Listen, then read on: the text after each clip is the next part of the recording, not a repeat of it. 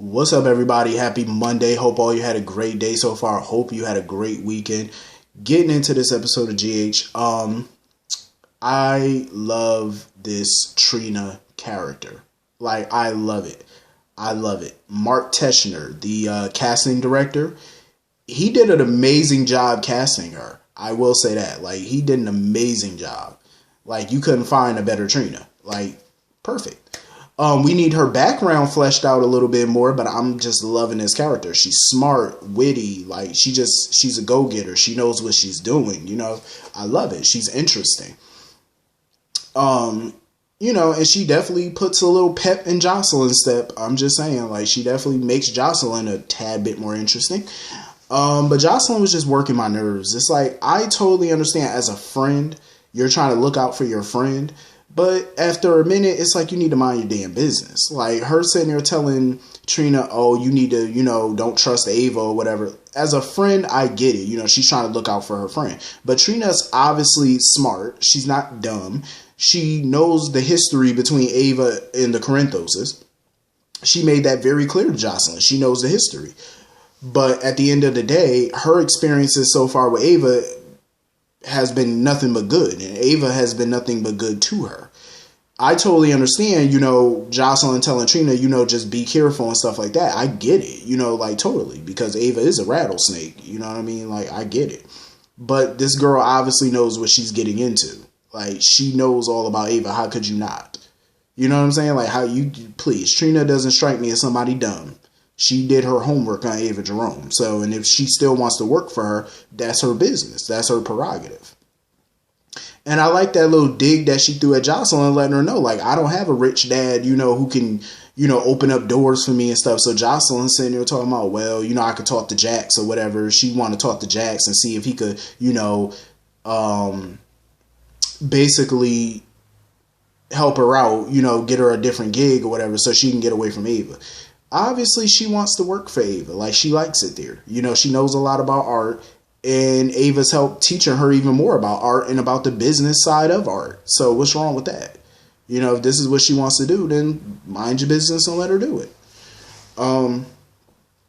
So anyway, Jocelyn was continuing to get on my nerves, sitting there talking about, because Trina was basically telling her, like, now you can move on, start dating again and stuff. And she's sitting there talking about, no, I could never love again. And you are a whole damn teenager.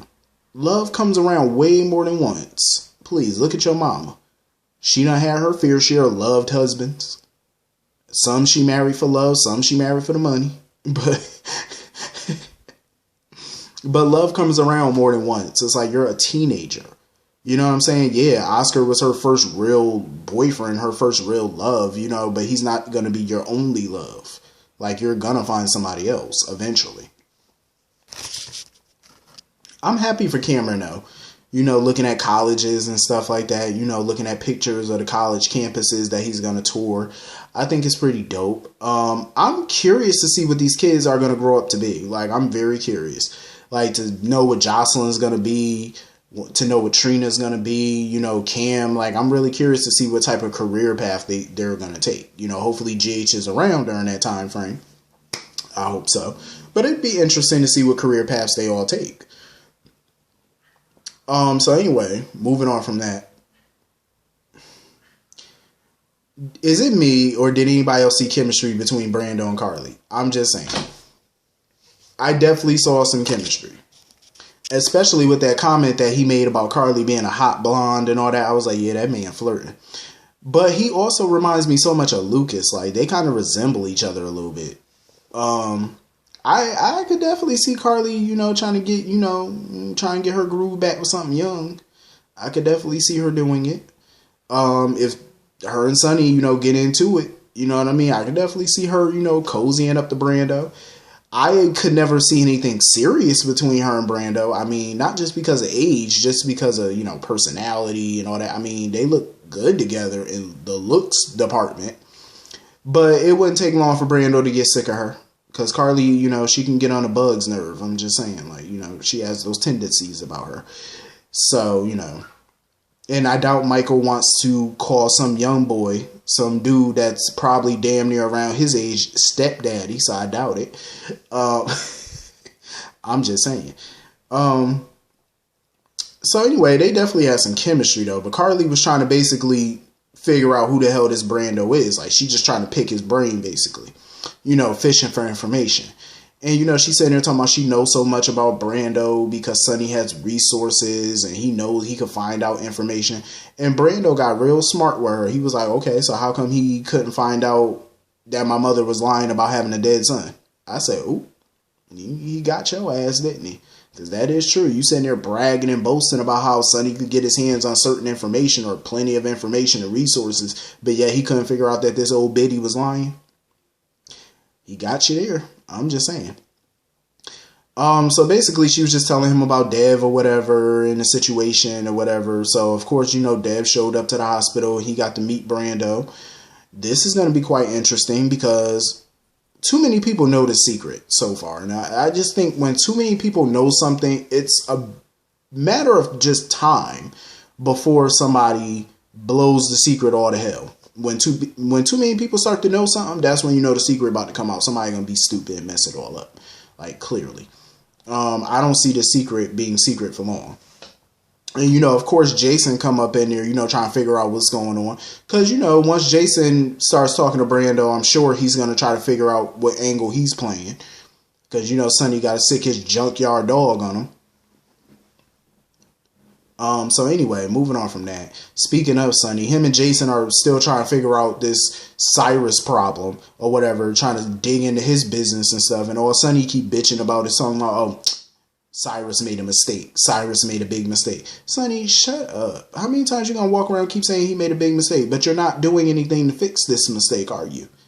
Sonny needs to realize Cyrus ain't going nowhere no time soon. Unless you hit hard and you go big or go home, you're not getting rid of him that fast. Sorry, but you're not. Cyrus strikes me as somebody who's not going to go away quietly or easily, even from behind prison walls. So you better come up with a much better game.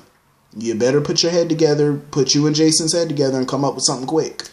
A strategy that's going to knock him out the water in order to get rid of him. You better. Because Cyrus has already shot the first shot. And damn, it was a good shot. I will say that. Like, obviously he didn't kill any Corinthos member, but the shot that he shot, it was enough to, scare y'all, obviously. Sonny could act all tough and macho all he want, but he know he shook. He know it. You could see it. When he went to go visit Cyrus, you could see Cyrus got to him. Cyrus got that man shook. The whole time Sonny's sitting there with this little straight face like he intimidating somebody, but Cyrus was sitting there the whole time on chill. He was on that little red phone, on chill mode, smiling and smirking and arrogant, all up in Sonny's face. And the more he was doing that, the more pissed off Sonny was becoming. And Sonny know right now there ain't a damn thing he can do about it. So if you're going to hit back at Cyrus, you better do it, and you better do it big. I'm just saying, enough to get his attention. Don't do no punk stuff and sit there, take out a shipment of his or kill one or two of his people, because that's not enough to frighten somebody like him. And like I said before, Cyrus looks like he does all the frightening. I'm just saying, he looks like a scary dude. Like, you don't want to play with him. So anyway, moving on from that. I will be so happy when Finn just snitch and just tell Sam and Jason what he know at this point, because Anna's starting to piss me off. Like, I understand she think that's her son or whatnot. I get it. But at the end of the day, now you're sitting there asking Robert to look the other way. And Robert not doing that. Talking about something, oh, you looked the other way before for certain people. Okay, but Peter ain't certain people. He's a person that Robert don't care for. He's Faison's son, and that's all Robert sees right now is that that's Faison's son. And Robert ain't wrong. I mean, look at him. He's been saying for months, before Peter even made a move, he knew Peter was going to revert to type. And Peter did exactly what Robert said he would do.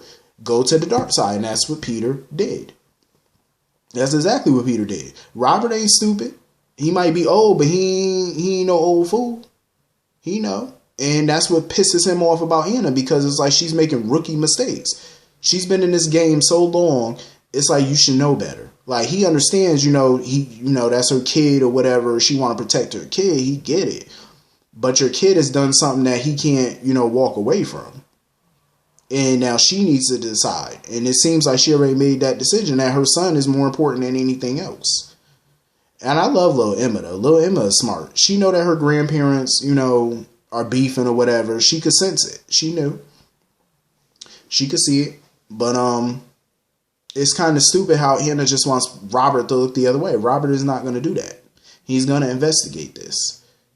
So anyway, Spinelli dropped the bombshell on Maxie that apparently Ellie got the job. So they're going to be moving closer to Port Charles or whatever, which is good for Georgie and, you know, Maxie and her son and stuff like that, because now they all get to be close.